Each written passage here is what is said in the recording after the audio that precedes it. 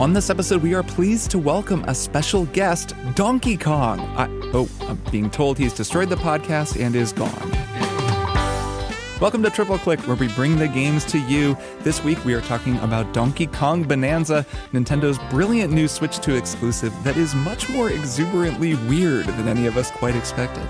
There's a lot to talk about. Let's get into it. I'm Kirk Hamilton. I'm Maddy Myers. And I'm Jason Schreier. Hello. Hello. It's nice to see you both on Zoom again after all that excitement in person. Thank goodness. We're back where we're meant to be. Back in these little boxes where we belong. back in those little boxes. Yep. Man, that was a whole lot of fun doing a live show with you two. Man, playing music with two actual professional musicians is very intimidating.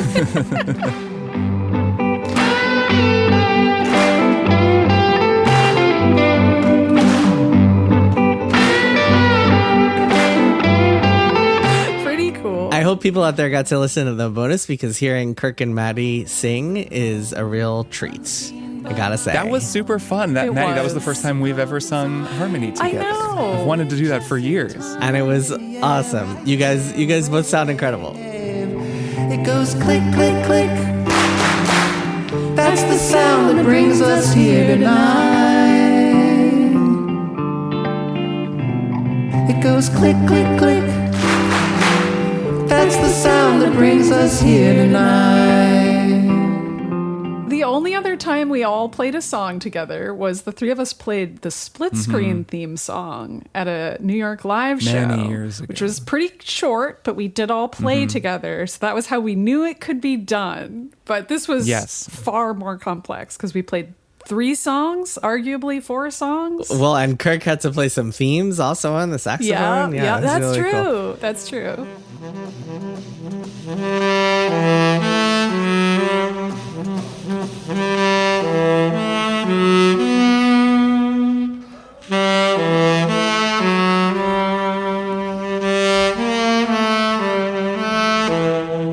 Now, you might be hearing us talk about all this musical stuff, me playing saxophone, Jason playing guitar, me and Maddy singing harmony, and thinking, what? I listened to the live episode in the main feed, and I didn't hear any of that. Well, the reason for that is that there is an extended cut of the live episode. In fact, the uncut live episode, 2 hours long, is currently available in the Maximum Fun bonus feed for members. And you should really go listen to it because it was a very special night. We had a great time. The crowd was amazing. The music was super fun. All of the extra bits we did, spinning the wheel of games. We had a great time. And you can listen to it. Really, you can think of it like paying $5 for a ticket. You could just be a member for a month, a member of Max Fun, and you'll get to listen to that episode. And it's like you got to be there, you get to hear the whole thing for $5. It's a pretty good deal, if you ask me. But you could also really quickly mainline what else? Every other episode we've ever recorded. That's true, and then there's nothing stopping you from downloading every other bonus episode because, of course, we do a bonus episode every month, and that is just this month's bonus episode. There's a lot more good stuff that you can go and listen to, and there will be much more in the future if that's any incentive for you to stick around after paying your $5 for this month. That's just my opinion. So MaximumFun.org/join, that's how you sign up to become a member. And one more thing I wanted to tell people about. If you were at the show, you saw some really fun designs that Dina and Emily were selling at the merch table, and they were on pins and stickers, but now all of those designs are available in the Maximum Fun stores. So we have greatly expanded the amount of Triple Click merch that is available. There are tank tops, there are hoodies, there are stickers, buttons, there's a beer koozie, there's a notebook, there's so much cool stuff. And we have all these new designs, the click, click, click design, the Q-Bert Bing, there's the little note design, there's a bunch of different designs. So those are all available at the Maximum Fun store. There's a link for that in the show notes. And if you have any requests or anything, if you see there isn't some type of item that you would like or with a design you'd want, let us know because we're kind of in the process of expanding the store and just putting more merch out there because we haven't really pushed that much merch or had that much merch up until now, but now we are adding a whole bunch more. So we're really excited to get some Triple Click merch out there. I just ordered a sweatshirt. I'm very excited for it. Nice. Yes, there are a few things that I want to get as well. And one other thing about the live show that I just want to share is that so Amanda's asked me before, do you ever get nervous going on stage and speaking in front of people? Because I've done it dozens and dozens of times, like on book tour and just like our live shows and speaking on panels and stuff like that. And I'm always like, no, I don't get nervous at all. I'm like, speaking in front of people is something that I feel like I have a decent mastering of. But playing guitar in front of people, I have never. It was weird to see you nervous, honestly. Like the entire show, I was just like totally fine. And then my fingers are sweating, like they feel like they're soaking in bath water. I'm like screwing up 20 times. This is basically the first time I played live music in front of people other than that split screen thing. And it was very intimidating, I've got to say. I'm in awe that you two guys are so good at it. I'm the amateur musician. You got this. You got this.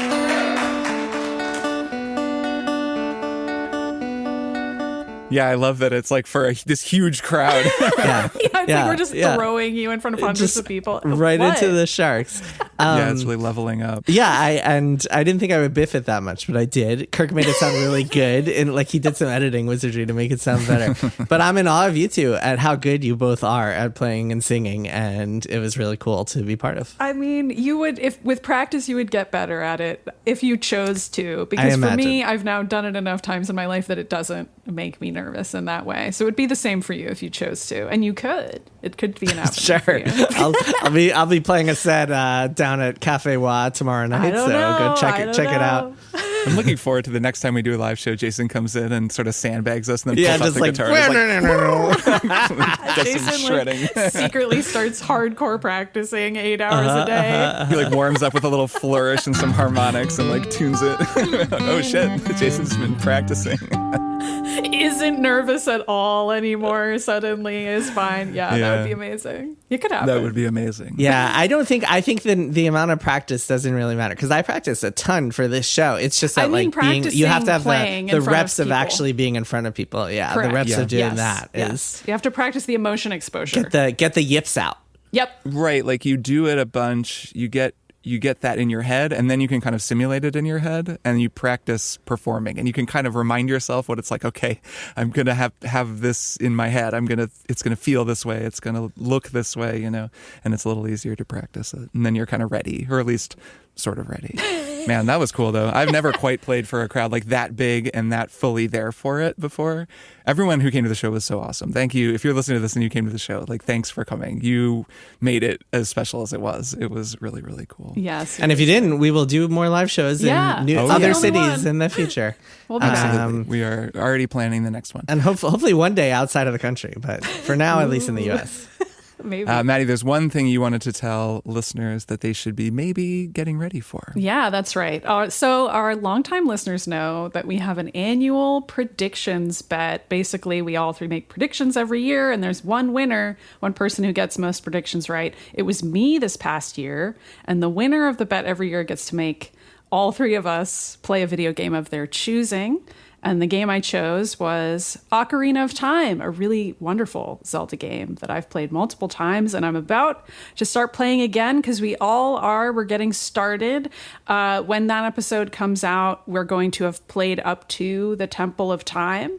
So if you want to play along with us, which I highly recommend, I specifically recommend the 3DS version of the game, actually, if you've got a 3DS lying around. But there's plenty of other ways to play that game, whatever your preference.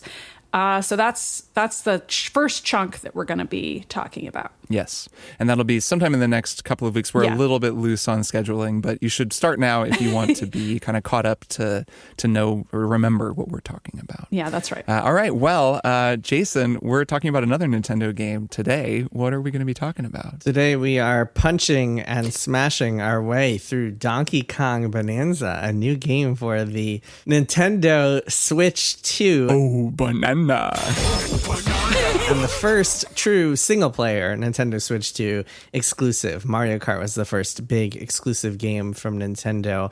But this is the first, unless you count Nintendo Switch 2 Welcome Tour, which I do. Which we all do. Yeah, we all count it. But this is the first killer ape, I would say, for the Switch 2. This is the only time any of us are allowed to make a pun like that on this episode. Donkey Kong Bananza is a wild and fascinating game that I am very excited to talk about. I've been playing quite a lot of it. And I will start things off by saying something that I've been telling a lot of people in real life recently, outside of the kind of the gaming world, which is a lot of people have been asking me, hey, should I get a Switch 2? Or like, hey, my kids are asking about a Switch 2. Is it worth getting? And I'm like, Donkey Kong isn't enough to justify the purchase of a Switch 2 right now. But couple more games like this and you might have to dish out that $450 because it might become a must play. I love this game. I am excited to talk about. Let's go around and give some kind of general thoughts and impressions. Maddy, why don't you start?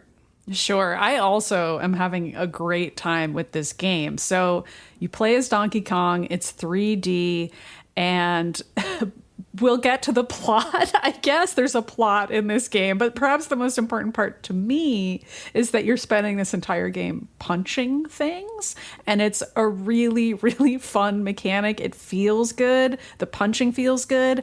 Everything in this environment is destructible, and if something isn't destructible, you're going to figure out how to destroy it later, with a few exceptions. Obviously, they have to have things that you can't fall through the map on, but there's kind of some immersive sim elements where you have to destroy things in a certain order to make outcomes happen. 3D puzzle kind of design, environmental design.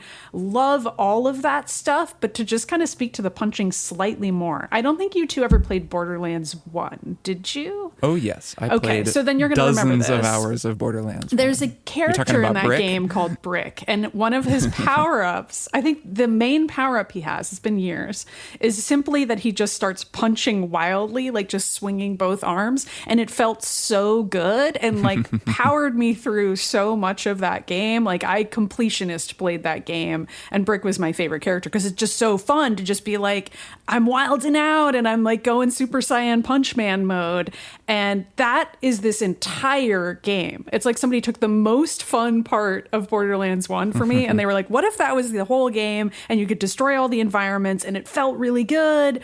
And I mean, I'm sure we're going to talk about the soundtrack, but that adds another layer to it. It's super fun to play, and I'm really, really enjoying it. Kirk, thoughts?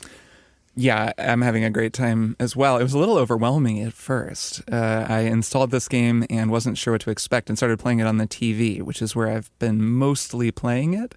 And I found it almost dizzying. I was feeling a little bit motion sick from it. And then I turned off the screen shake, which helped, and also just sort of got used to it. And then, I don't know, got my sea legs under me by the first hour or so. But the opening level, it just drops you into this mine as Kong, and you just start destroying things. And it's so unlike most games in terms of how the camera works and how it looks that I was just shocked by it. I found it visually shocking, which I would imagine is not an unusual experience. You begin punching the wall, and the camera is just swinging around. It's getting buried in the rock. It's clipping through the level, outside of the level, to show you what you're doing. It's very disorienting until you learn the kind of visual language of the game and figure out how to tell where you are in the level, since every level is just built out of basically destructible peanut brittle that you can smash your way through at any moment. So I found that very overwhelming. It took me a little while to just get my feet under me, like I said, and then I really started getting into it and sort of discovered the rhythm of the game, which of course is very similar to Mario Odyssey on a macro level, because this is made by the same team and it has that same type of design where there's a big open level, there's a bunch of hidden bananas in this case instead of moons, there's a bunch of hidden, power-ups that you're trying to find, and then there are also these locked doors that lead to these discrete side challenges. So the more you play, the more that you get into that rhythm of, okay, now I'm going to go do a little combat challenge. Now I'm going to do a platforming challenge. Now I'm going to, explore the map and try to get to this weird hidden banana that I can't figure out. And I kind of got more comfortable with how it all worked, and I stopped destroying everything, which made things a little bit easier. But they open with this real sensory overload on purpose, I think, to just freak you out a little bit. One of the very first things that you do, you're in a room that's just gold, and there's just gold everywhere. The room is made of gold, and you want the gold because the gold is currency that you can spend. So you're very incentivized to just spend your time basically just clearing out this massive gymnasium-sized cube. And, that is a very overwhelming thing to do at first, but also very fun and very satisfying. So I've been really, really enjoying it. I think it's an unusual game, like a very almost shockingly strange game. So a few months ago, I played a demo for this game at the Nintendo Switch 2 big blowout announcement event thing in New York City. And if you guys remember, I came back and I was talking about it, and I called it, I described it as kind of like a B-tier game, like something that wasn't going to hit the heights. And that's in large part because all I really saw was that intro you talked about, Kirk, and then a little bit into the lagoon, like a little bit of bomb throwing and stuff, but mostly that kind of weird mine intro where you're just like, okay, is the point of this game just to destroy as much as possible? And then you play a little bit more, and then a little bit more, and then a little bit more, and then you realize, oh yes, the point of this game is to destroy as much as possible, but also with the it's a lot more clever mind. than that. Yeah, you have kind of directions in mind here. This is made by the Odyssey team, and I think you can tell that in a lot of ways, not just the macro of like collecting bananas and them being kind of that nice balance of like uncommon but not super rare, and or I guess not super rare that it feels like a chore to find them, but also not so common that they feel valueless. Like there's always a little pleasure to finding one of them.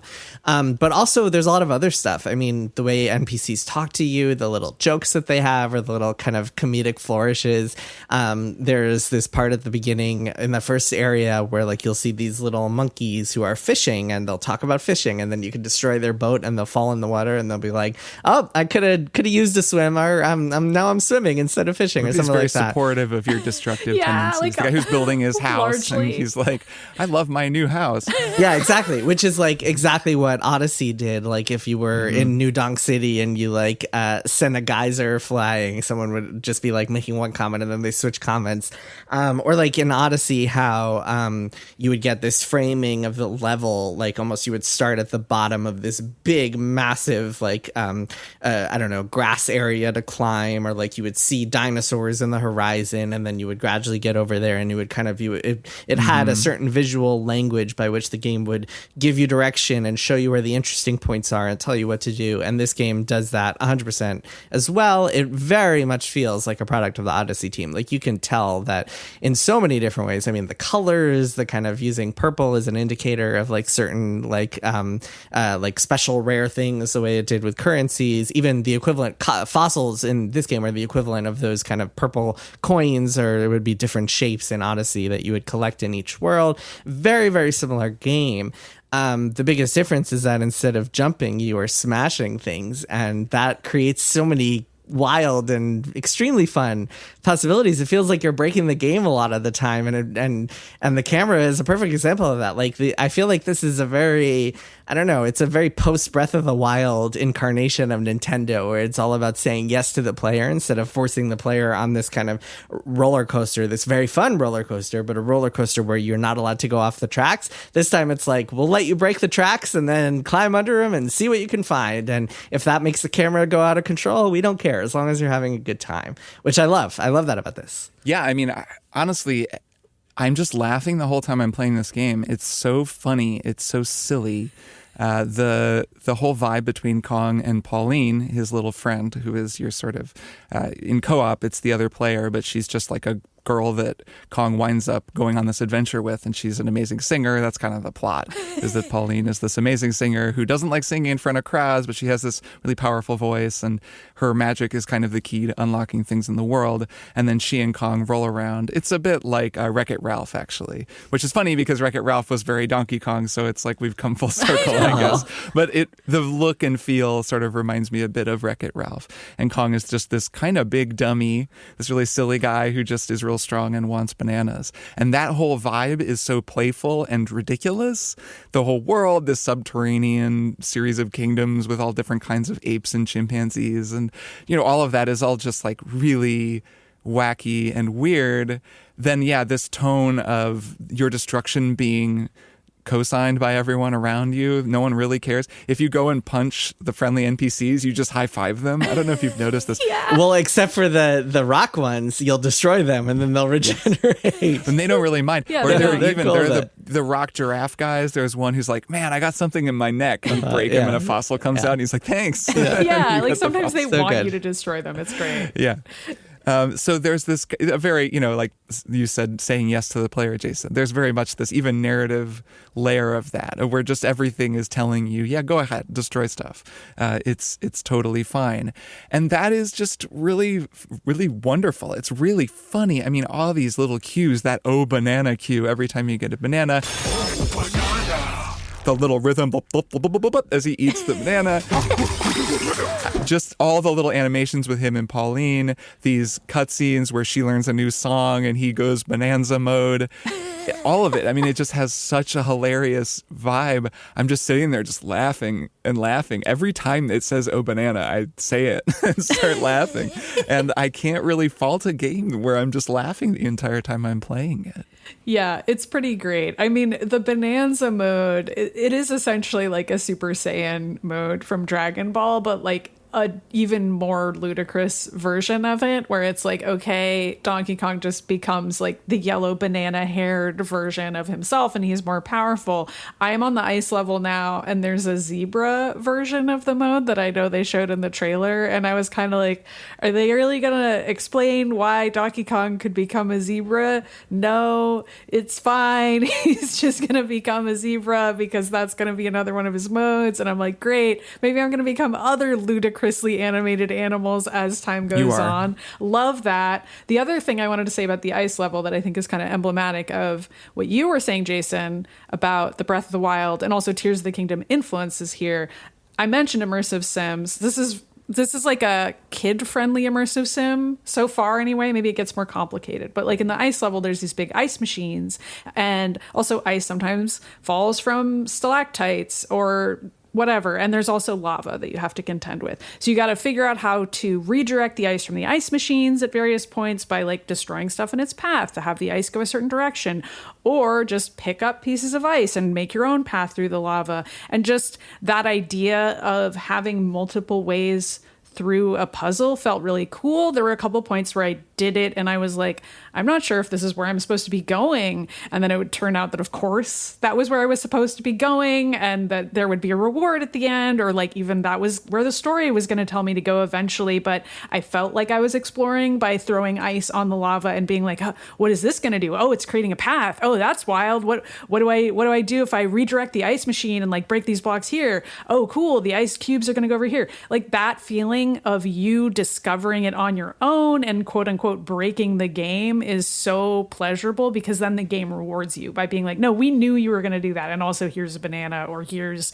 a little bit more story or whatever it is that tells you the next thing to do. It's great. Which is especially apparent in the little shrine areas, which I'll call them shrines just for the sake of this, that Kirk was mentioning earlier, because a lot of those, you'll see a little icon when you go in that'll be like 3 gray bananas signifying that you can find 3 in there. A lot of the times, if you just follow the normal path, you'll find 1 or 2 of them, and you really have to like break the boundaries or like push the game to its limits to find the third one. And those are some really fun and clever challenges that often require you to do things that you wouldn't think that you should be able to do, like dig, like if there's like a lot of them are these like Donkey Kong Country inspired side-scrolling levels, which are really, really cool. And sometimes it'll be like you'll be walking up to a platform, and the platform will be like a platform that moves up and down and has a giant piece of stone on it, and you're meant to jump on top of it at a certain time and then jump to the next platform or whatever. But because you're Donkey Kong and this is Donkey Kong Bananza, you can smash the stone also and then like get to an area of the platforming that you normally in a normal, like a Donkey Kong Country game, for example, you wouldn't be able to get to. And that will reward you with some coins or an extra banana or something like that. It's really cool. It's such a clever, just fun bit of design where it just is constantly making you feel like a genius who can also smash things really hard. I was finding myself a little disincentivized to try too hard in some of those rooms because of the 500 gold penalty for dying. If you die, you lose a chunk of money that isn't nothing. I mean, you have, say, 13,000. I have like 13,000 gold.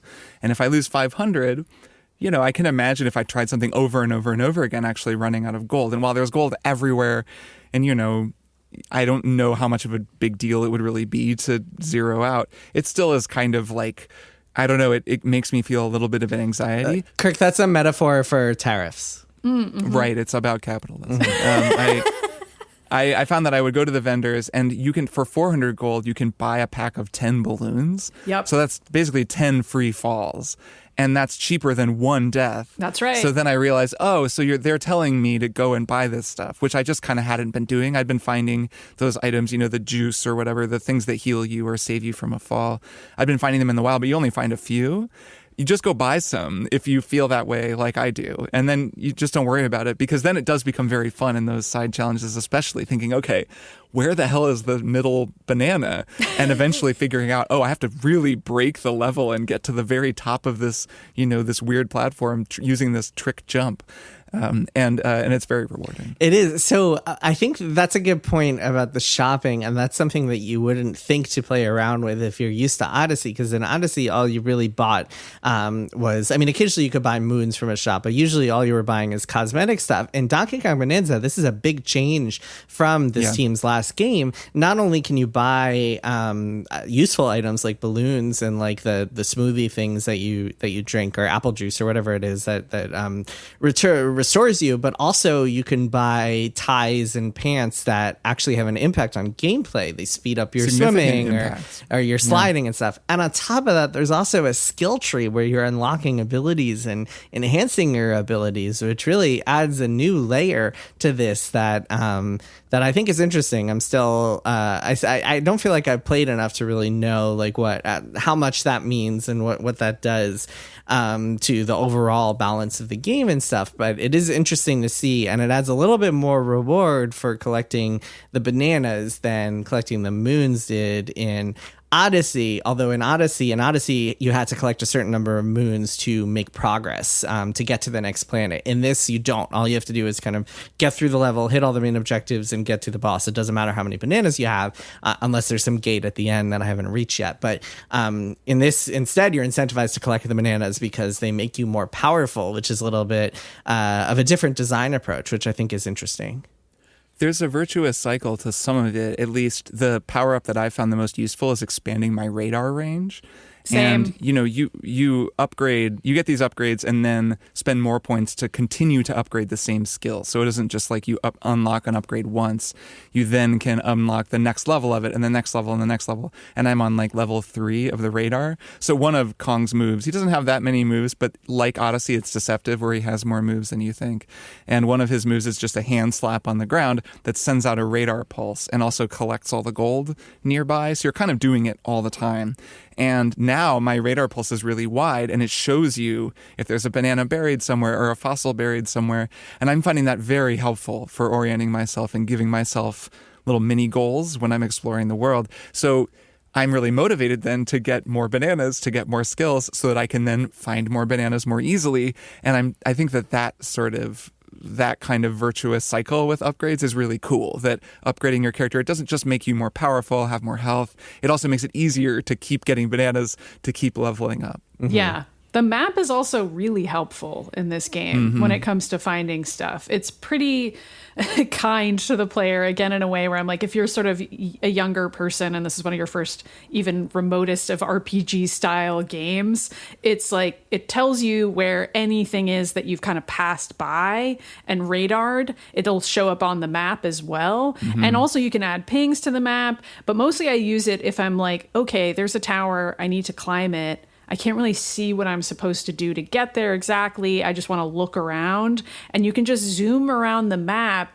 and just see where different pathways are, and also see, oh, here's a rock that I know how to break, or there's this like specific special purple rock that's like always tied to big story moments. And like at various points you can just be like, oh, okay, so I know I'm going to eventually go to there. Like the game just kind of shows you what you're going to have to do eventually, which is pretty great, especially because I get lost in games a lot. And at no point have I felt lost in this game because I can just look at the map immediately and be like, oh, I know exactly where I am. And also does this zooming in and zooming out thing with the map that I don't know if you two have noticed. Like it literally zooms back in on Donkey Kong as you close the map, so you can see exactly where you were, which again is a directionally challenged person so helpful, because I don't have to be like, okay, so when I get out of the map I need to turn left. It's like very obvious where I am. I really appreciate the camera design on all of that. Yeah, it's not a representative map. It's not you're looking down at a flat recreation of the world. It is actually the level that you're in, just with a lot of detail removed and kind of zoomed out a little bit, and then you can just look around in it, which is, I think, really helpful. It's actually a difference between this and, say, Metroid Prime, which I've gone back to a little bit on the Switch too. I want them to release an update for that before I really go back. But a difference with that game, the map in Metroid Prime is really great and is kind of similar. You can even imagine a version where it does what Donkey Kong does, but of course that game was made so long ago they didn't have the capability to do that kind of seamless transition, which even in Donkey Kong isn't that seamless. There are a lot of moments in this game where you can feel them really pushing up against the limits of what the Switch 2 can do. The frame rate chugs quite a bit, not even just in moments of chaos, but in moments of, I don't know, when you're buying a new bed, like a new bedroom, just the frame rate kind of dips, or when you go out to the map, it gets a little crusty, at least for me on my TV. I don't really mind, but I do think it's kind of funny that the first big game Nintendo has released with the Switch 2 is like immediately like pushing up against everything that this console can do just because of its sheer ambition. Yeah, bodes well for the next 6 or 7 years. It kind of does, since it's such an absurdly like ambitious game. Yeah, and it has like a fully destructible environments. I'm sure that's taking up a lot of that changes power. Everything. I found that in handheld mode, I don't really get a lot of frame rate chugs, except for I find it smoother in handheld, except for in the map. When in the map, because it's storing, I guess, every single thing you've done to the map, it is chugging a little bit whenever. And I it's go like less noticeable on the smaller screen. I do really think it looks great in handheld. I do think it's helpful for orientation's sake that each area is divided into a few different sub layers that themselves are relatively small contained maps that you can kind of try to get your bearing around. Probably useful for a technological standpoint too, since the game is keeping track of everything you've destroyed and everything you've done to the map.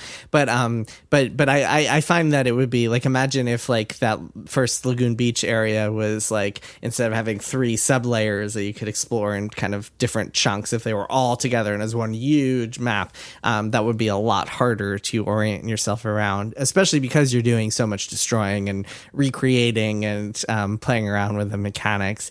I'm also struck as I keep playing this game by the fact that every single new area adds some sort of new mechanic to the game, which again is a very Odyssey thing and a very just smart way to stop things from getting repetitive feeling, because this could be in the hands of less talented developers. I think this could be a game that wound up feeling very repetitive, because ultimately if you're just breaking things and trying to find bananas that are like hidden under mountains, it would wear out its welcome pretty fast. But because this game just keeps switching it up all the time, including by giving you all those new bonanzas, like you mentioned, Maddy, I think the game has something like 5 of them. Nice. I'm about to get the ostrich one, which I believe is going to let me fly. Yeah, I'm very excited about that one. It's very different from, it lets you fly. It's very different. Oh, cool. Which is very exciting. So the game does switch things up quite a lot, which is really cool. Because in contrast to Odyssey, which again is the most natural comparison point, that was a game where because you had that hat ability, you could really switch up the gameplay by taking over new things, and you can kind of use that as your kind of central conceit. In this, your real core ability is punching, so instead they throw all sorts of new mechanics at you. Like in the forest, you can throw the seed at the thing and create a pathway, or like the bombs that you get in the first level, et cetera, which again, smart design. Yeah, it's cool because it kind of externalizes the mechanics. I think that's actually something that they did do in Odyssey as well. The hat is cool, but there are plenty of times in Odyssey where the new mechanic is something in the world, not some new ability given to Mario. And that happens here as well. And it's a smart way of always being able to introduce new ideas without giving you whole new moves to do. There's a really cool series of platforming challenges that turn up, a few hours in, where there are pink and blue I guess they're like sand bars. And so when you punch a blue sandbar, it fills up the pink sandbar. And when you punch the pink sandbar, it fills up the blue sandbar. So suddenly your destruction is also creation. And you have to think you're like totally have to change the way that you think about the geometry of the level by like destroying one part to build up another part so that you can climb up to this part to then maybe destroy something up there that'll build up something on the other side of the room. And that is like, Kong is still just punching stuff. The mechanics haven't changed. It's just the level and the mechanic exists outside of him. And so suddenly there's this whole new mechanical idea that you're wrestling with. That is like very, very smart stuff. And they're doing a lot of it throughout this game, so far at least. You know what's so clever about that is it's essentially this old mechanic from the Mario games where you like flip a switch, or even from Zelda where you flip a switch. In Zelda, it was always the blue and orange. Like you flip a switch and some of the blue kind of obstacles, pegs go down and the orange ones goes up, and then you flip the switch again and the reverse happens. Except what's so clever about this is that you can destroy only pieces of it instead of the entire thing. In those games, it was like figuring out how to solve puzzles by alternating between them as you needed to. In this, you can kind of take advantage of Donkey Kong's punching ability by like only punching part of it, so you can create steps for yourself without even having to worry about switching back and forth. It's just a total new variation on a very old concept. Super cool. It makes me think of the Mario 3D World and 3D Land, where there are levels where your jump causes something to happen. Right. So every time you jump, the platforms shift. That's another variation. So suddenly, like Mario just kind of just jumps. I mean, I know he gets fireballs and other things, but mostly what he does is jump. So then you externalize the mechanic, right? You put the mechanic in the world. So whenever he jumps, the level changes. And so suddenly you have to think, okay, wait, I can't just jump all the time. I have to think about my jumps. Very similar here to have Donkey Kong's punch change something. Like he's still just punching, but it's making you think of the game very differently. Yeah, or like Samus getting different missiles. It's like, that's all she has. She has a gun. She has to shoot at everything. So we need to figure out how to make shooting unlock levels in different ways or do something different. For Donkey Kong, it's true. Punching stuff. It's like, it's all of a piece. What I'm saying is this game is a Metroidvania, and you unlock different abilities in each level, and then they let you progress in a different way. I think it's a good thing to stick on, or that we're kind of pointing out here, because that is true in Metroid. Samus basically shoots. I know she jumps and morph balls and whatever, but they give her a little more to do. Then the levels are designed around shooting to make it feel as though shooting is accomplishing a bunch of different goals. And that is something that's different from a lot of games made by other developers. I don't know if it's uniquely Nintendo exactly, but a lot of games do tend to just give a bunch more abilities rather than constraining the abilities that you have and changing the world around you. And I hadn't really thought about it before this conversation, but they're two very different approaches. And this one is very cool, this one that all these games take. Yeah, I mean, Donkey Kong, I think Mario might be the purest of this, because in Bonanza, I mean, you can punch, you can also jump, and there's a lot of jumping kind of challenges. You can also throw bricks, which also are pieces of the ground, rocks, whatever, which is just kind of another mechanic that you have to use quite a bit. So there are a few other kind of variations, and then there's the jumping and sliding. I mean, same with Metroid. Metroid is much more complex than Mario. Not saying they're all the same, just that one idea kind of turns up in all three games in different ways. Well, the concept of like taking an idea and just like milking it for all it's worth, and I say that in a good way, even though milking has negative connotations. So really exploiting an idea. Nope, negative connotations. Taking advantage of an idea. Nope, can't do it. Just taking a concept and just using it in as many ways as possible. Fully exploring. There we go. I think is classic Nintendo design. A couple other thoughts. One is that, Maddy, you were wondering about the zebra and stuff. I don't know if you played Donkey Kong Country, but in those games, you get an animal companion. Okay, so you get your animal buddy. I think this is the equivalent of that. It's different animals this time. Although the ostrich, I think you get in Donkey Kong Cranky Country. and his rhino. Well, Rambi, yes, Cranky and Rambi turn up. But I think it's different animals this time. Lore in this game. But the idea is that instead of riding animals this time, you're getting to transform into them, which I think is kind of and high five carrying that forward and high five them. And then the other thought was that I really appreciate how interesting and fun and challenging the little shrine areas are. There was one that I really loved. Some of them are hard. Some of them have you do things within a time limit and then give you an extra banana if you beat an even harder time limit, which is really fun. There was one that I really loved that gave you this giant house and was like, destroy the house. And Yeah. the optimal way to do it is to go after all these concrete pillars. And if you get them fast enough, you get two bananas for your hard work. Yeah, I did that one Extremely too. enjoyable. Extremely Because it was fun. so fun. Well, and some of them are Donkey Kong Country. Like some Right. of them are just 2D side-scrollers, which are very fun and a clever way for them to work that gameplay in, similar to how in Odyssey they worked in that 2D Mario platforming by putting those, those sections on the walls where Mario would go into the wall and play a 2D platformer. But you almost have to turn off your Donkey Kong Country brain because, like I mentioned before, in this game, because you have that extra layer of like being able to destroy the surfaces and the rocks that you see, you have to think of things a little bit differently than you do in Donkey Kong Country, which is also cool. really cool. It's like aesthetically similar, but mechanically pretty different. Yep. Can I talk a little bit about the co-op? Yes, please do. And also I want to hear your take on the music. Well, the music, I don't have actually a super strong take. It's great. It's very fun. I've loved the songs so far that play Same. during the Bonanzas. So good. They remind me of Persona battle music. It just has that same kind of feeling of like J-pop, like synthy, fun dance music as stuff is exploding. But that's my main take on the music. And this is something that I always liked about Wise's music in Donkey Kong Country, that for all the fun, like kind of rambunctious music, there's often a lot of really dreamy, beautiful synth music that plays in these, and this game is very true to that. I think they've stayed true to that part of Donkey Kong's musical identity. So I've really enjoyed the soundtrack so far. I'll probably have a stronger take once I finish it.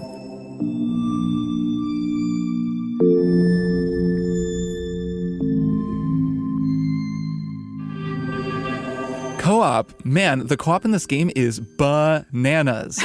Oh no, I made a joke. That I wasn't even didn't even mean to. I said we weren't going to do it. Come on. It was an accidental you joke. do actually say that. The normally, co-op in this game. Can you throw in some is- audio of just like of an audience booing? I can do that. The co-op in this game is bonkers. How about it? Is totally wild. Emily and I played a bunch last night and we had a great time. I really wasn't sure what to expect because there have been a lot of people have been talking about it and writing about it. I didn't know what to expect. And oh my God. So the way it works is you can play this game via game share where you, like if you have an old Switch, you can beam it to the Switch and play together. Emily and I just played on the same screen. So we were playing just with two controllers on the TV. And the second player takes control of Pauline, who, like I said, rides around on Kong's shoulder and is a singer. And basically all you do as Pauline is blast vocal blasts at things. So what she basically just yells out like, yeah, wow, wow, bam, yeah, wow. And she shoots out those words so they go flying out away from her in the shape of whatever word she just said. Bam, wow, whatever. Like comic book onomatopoeia style. You'll see a kind of glowing word come from her, and then also the projectile launches from her, and it functions essentially like when Kong rips up a chunk of the ground and throws it, only it's coming from Pauline, and she can run out of ammunition and then reload just by pointing the reticle at anything in the world and holding down the trigger. And then she reloads with whatever that material is. So she can shoot words made out of earth or stone or whatever, like any of the items, any of the materials that Kong can pick up and throw. So the game becomes totally unhinged because you just have a machine gunner on your shoulder just destroying the world around you while you're also destroying the world. Like, it is an overwhelming game to begin with playing as Kong because he's so destructive. You go into Bonanza mode, and the world is just like crumbling before him. Then suddenly he's also got this, I can't describe it any way other than a machine gun. Someone just going, bam, wow, wow, bam, bam. And everything is blowing up. If you fight a boss with a co-op player, it just is unbelievable. The boss goes down in 3 seconds. Yeah, I was going to say, the whole game, they're already not that hard as it is. It's so funny. I don't even understand. I mean, I do understand the point. I think the point was, let's just do something totally ludicrous that isn't about making a coherent challenge. Or even, it kind of messes the game up for the single player. They can knock you off walls. If you're running across, say, we were in the jungle, running across those bridges that you build, and Emily just shot them because she was just shooting everything.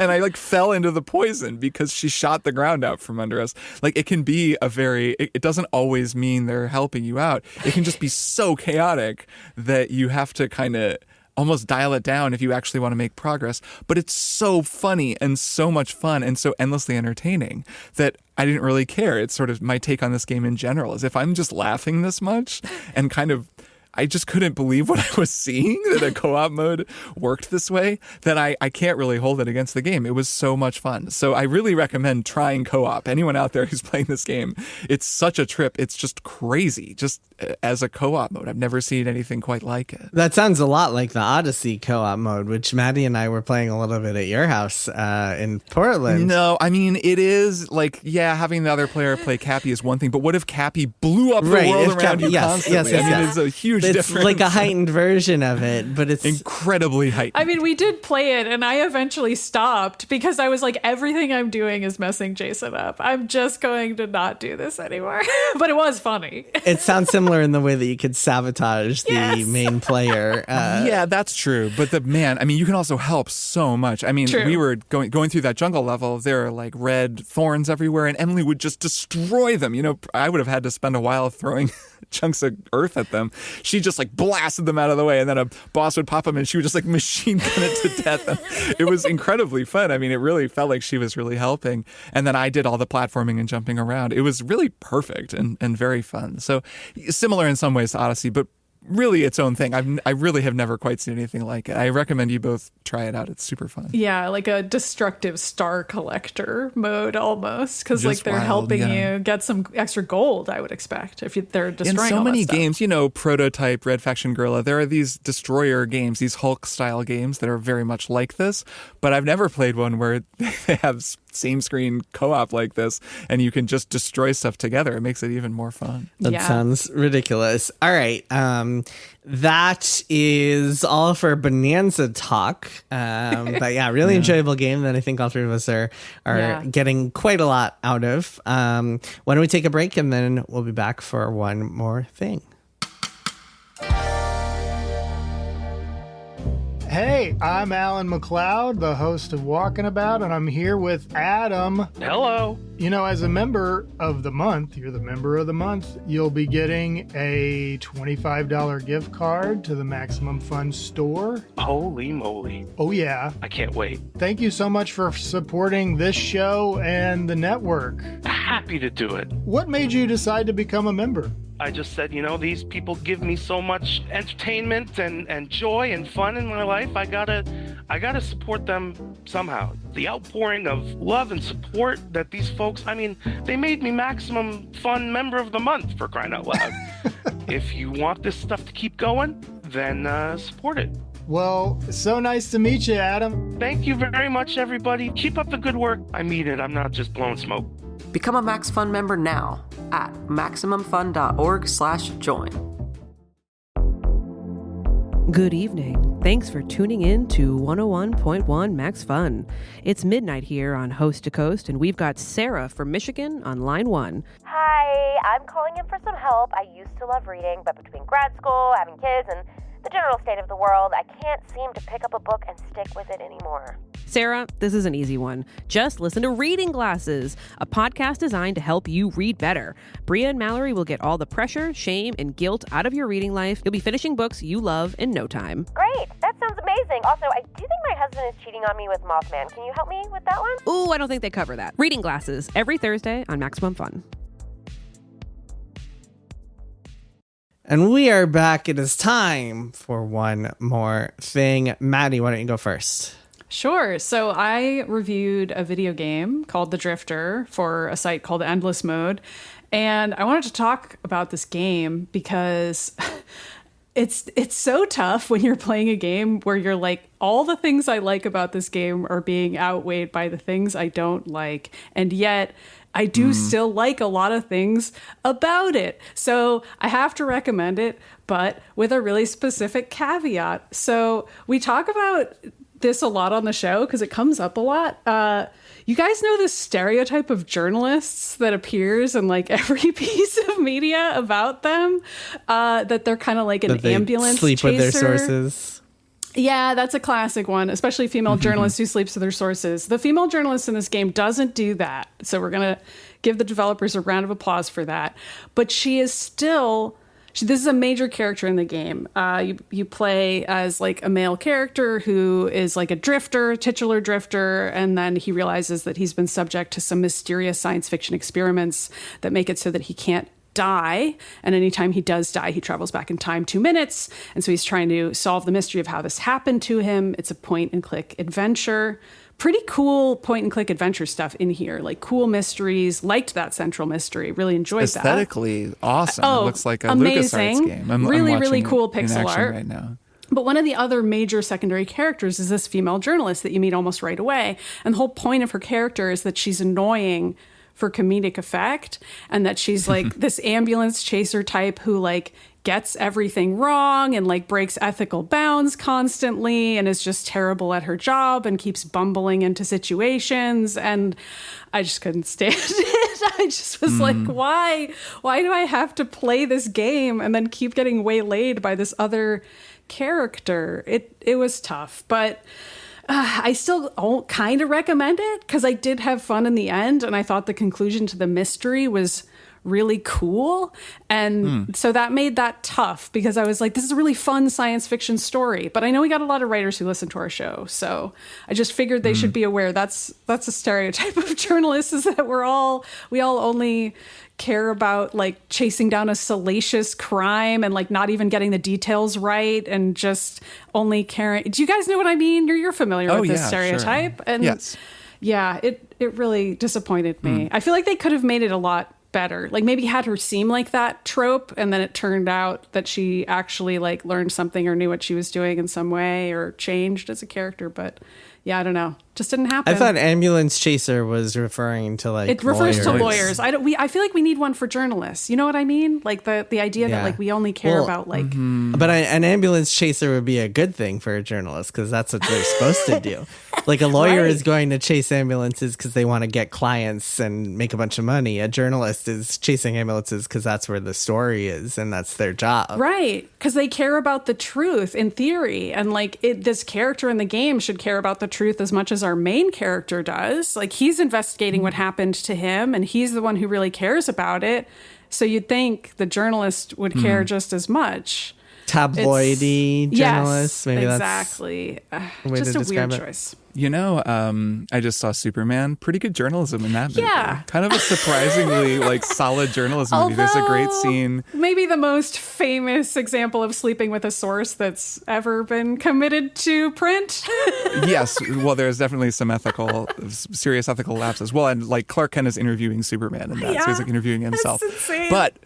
But in the movie, there's some pretty good journalism, and there's a very funny scene where like the climactic moment of the scene is Jimmy Olsen like entering into the Daily Planet CMS and like pressing publish, and you get to see their back end on his laptop, and it's pretty good. That's amazing. A positive depiction of journalism I recently saw. Is he writing? He's writing directly into the CMS instead. Yeah, of they're like a publish Google it, Doc. go, and he like pushes it live, and it's like set to live. Yeah, I've seen so many reporters talking about Jimmy writing into the CMS that it's going to make me go see the movie. Funny. I'm like, all right. I need to see some good journalistic portrayals, or at least some fun ones. You can have fun with the stereotypes too. For sure. And speaking of journalism, you reviewed this game for Endless Mode. Shout out to Endless Mode, the new paced games. Very cool to see them doing their thing. Some very, very cool articles over there. A lot of cool people. Moises Tavares, Nicole Carpenter, a bunch of people writing over there who used to be gainfully employed elsewhere. And Garrett, of course, who's been running paced games for a long time. Yes, and Garrett Martin, the one and only. I wish they had just called it Pace Games.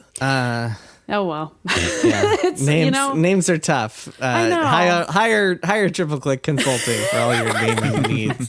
Monster Spider Mansion. What is it again? Yeah, Spider Mansion. Do we have Spider Mansion merch in the store Spider yet? Mansion. Oh, that's a good one. There's a good request. Our first request has already come in from Maddy. We need to create box art, like a Spider Mansion video game, the box art. It's maybe Jimmy Olsen will become a podcaster just like Mary Jane in the Spider-Man games. God. The take on Jimmy Olsen in Superman is very good. It's an unexpected Jimmy Olsen. He's a lot of fun. So the Drifter, good despite the character. Just, you're going to have to understand that character's never going to stop annoying you. So just let that be there for you and maybe play it anyway. Okay. It looks neat. I'll check it out. Kirk, what's your one more thing? One more thing is a book I recently finished that I really I really enjoyed. My friend Daniel recommended this to me, and he is a listener of the show. Shout outs to him. Is a book called Children of Time by Adrien Tchaikovsky. And man, what an interesting book. I really highly recommend this to anyone out there who likes sci-fi, who likes kind of speculative sci-fi. So this is a 2015 book, and the cover is very unremarkable. It's a green planet with a ship in like, space outside of it. And you look at it and think, boy, okay, a ship and a planet. And the reason for that is very funny, because if they actually put what the book is about on the cover of the book, it would horrify people and nobody would read it, even though it is not actually a horrifying book. And that's because this book is kind of about spiders, but not in a way that is as terrifying as that might sound. So the premise of this book is killer. It starts out, there's an incredibly advanced version of humanity. Humanity has advanced way beyond where we are now. We are terraforming the galaxy. We have made massive scientific advances. And we don't see a whole lot of that type of humanity. But we basically start with this expedition that has been sent to terraform this planet, and this incredibly egotistical scientist who is in charge of that whole endeavor. She totally sees herself as God, because she has this plan where she's going to seed this planet with a bunch of monkeys. I think apes, they could evolve into humans eventually, but are totally unevolved. And then this virus that's going to cause their evolution to both speed up and be kind of optimized for a kind of fellow feeling among each ape, so that they can kind of evolve to be this perfect new children of humanity. And she sees herself as basically God giving this new life to the galaxy, and she's going to totally keep anyone from messing with them, and they're going to just let them evolve to be something better than we were. And then it all goes wrong. This is all at the very beginning. It all goes wrong. The ship is destroyed. The monkeys don't make it, but the virus crashes onto this terraformed planet. So that's just the setup. So what happens basically is there are two parallel storylines in this book. One of them is the story of a group of humans who many thousands of years later are the surviving remnants of that advanced humanity, who is they've killed themselves with wars and horrible advanced weaponries to the point where humanity is much regressed and doesn't have all of the same technology. And they make this Ark ship on Earth, which has 100,000 people. They're the last remnants of humanity. They set off into space looking for maybe some of these terraformed planets if they can find them, hoping, I don't know, the Earth is dead, we've killed the planet, there's nothing left for us, we have to find somewhere to settle. So that's one of the storylines, is some of the characters on that Ark ship. The other storyline, and the thing that makes this book so interesting, is that on that terraformed planet, the virus has gone and infected the spiders, and actually some of the other insects as well. It wasn't really designed for this, but there's this virus that then causes this advanced evolution and a kind of a weird, unexpected series of evolutionary steps in the spiders. And so you begin to follow the spiders as they evolve and grow, and their whole society undergoes all these changes. And they're spiders, so they're very different from humans. They're not what the virus was designed for, so they grow in really different ways. They communicate in different ways, but it's totally fascinating. And Tchaikovsky is really smartly approached this storyline by, it's a many generational story. And the Ark ship is also a story that's told over thousands of years. On the humanity ship, they're all cryo-frozen. So a lot of that story is the main character waking up, and it's hundreds of years later, and lots has changed. Some people are much older than they were. The people who are younger than him are older than him now or have died. And it's this time becomes really dilated and messed up because he's covering thousands of years, but he's frozen for so much of it. Where on the spider planet, Portia is the name of the main spider, Portia and Bianca. It's kind of a reference to their species. There's always a new Portia because it's, hundreds of years later, but there's always a Portia and there's always a Bianca. And Portia is always the spider who's pushing some boundary or exploring or, trying some new thing. And Bianca is a brilliant priestess in one life, and then she's this brilliant scientist.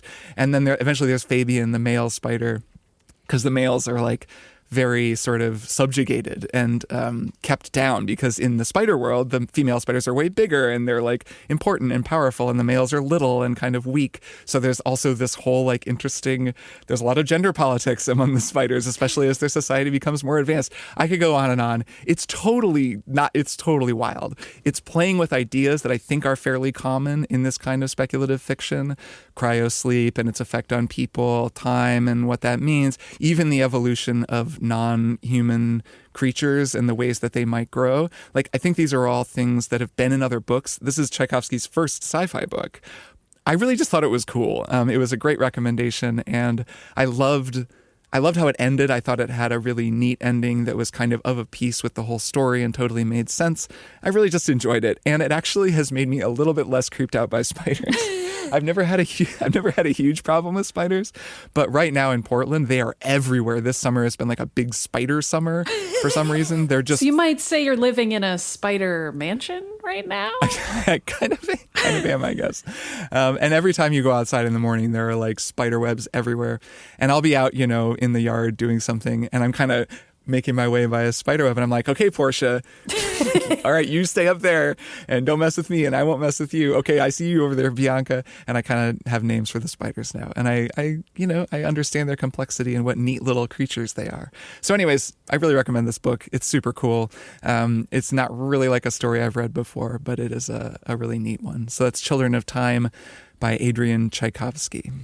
Cool. Spider Summer is my favorite indie rock band.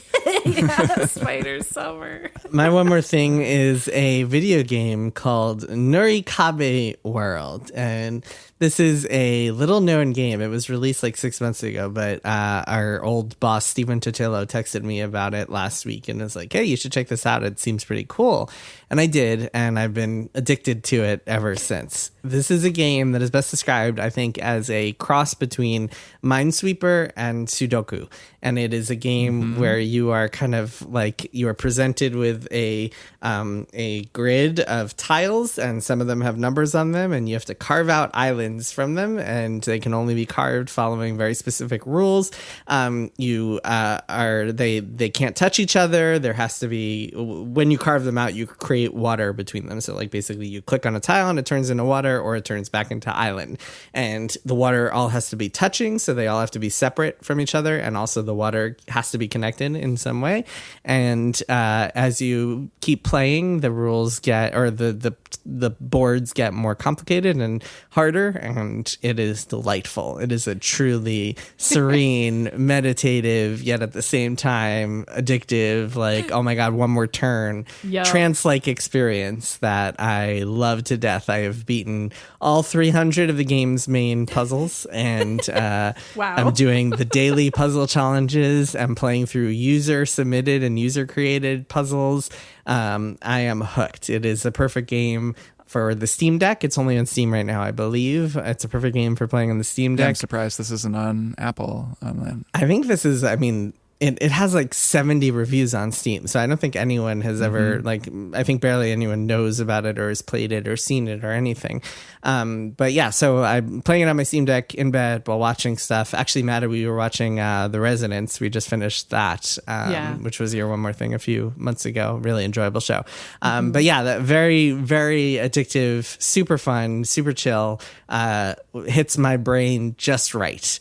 Aesthetically lovely. I'm watching it in action right now. It is gorgeous. It's very pleasing looking, which is, I'm sure, part of the appeal. That helps a lot. Yes, that is definitely part of the appeal. But the other part of the appeal is just kind of that brain teasy, like Sudoku way, where you're just like, all right, just one more before bed. And soon enough, you've beaten the entire game. Extremely enjoyable. I love it and thoroughly recommend it to people. It's called, once again, Nurikabe World. And if you're looking for a lo-fi, like relaxing puzzle game, especially if you're also playing Donkey Kong and all you're doing is just like what, like a caramel corn of like sensations, like a just complete, like rocking you visually and audibly, and you want something a little more serene before bed, Nurikabe World is a good kind of like change in pace. Yeah, that's funny. I'm still replaying Tears of the Kingdom and have definitely found switching back and forth between those two has been important. Where I'm like, and now I will stand on a hill and look at the sunset for a little while and not just have like everything on the screen explode. Yes. I could see this being a good pairing as well. This looks lovely. Yeah. Fewer particles effects in Nurikabe World. Yeah, it's really cool. Yes, I don't think it's on phones, but it would be perfect on phones. I think it's just on Steam right now. But yes, it would be lovely on the phone. I think some of the puzzles, the boards are too big to like really fit on the phone. Yeah, I wonder, a tablet maybe. On a tablet really maybe. Just kind of cry out for a touch screen. Yes, but on the Steam Deck, you can also use that as a touchscreen, so it works just as well. Nice. Cool. And that's my one more thing. And that is it for this week's episode. Kirk. Sure is. Did it again. Maddy. I will see you two gorillas next week. Yeah, I will go have a banana, and I'll see you both next week. Bye. Triple Click is produced by Jason Schreier, Maddy Myers, and me, Kirk Hamilton. I edit and mix the show and also wrote our theme music. Our show art is by Tom DJ. Some of the games and products we talked about on this episode may have been sent to us for free for review consideration. You can find a link to our ethics policy in the show notes. Triple Click is a proud member of the Maximum Fun Podcast Network, and if you like our show, we hope you'll consider supporting us by becoming a member at MaximumFun.org/join. Find us on Twitter at TripleClickPod, send email to tripleclick@MaximumFun.org, and find a link to our Discord in the show notes. Thanks for listening. See you next time.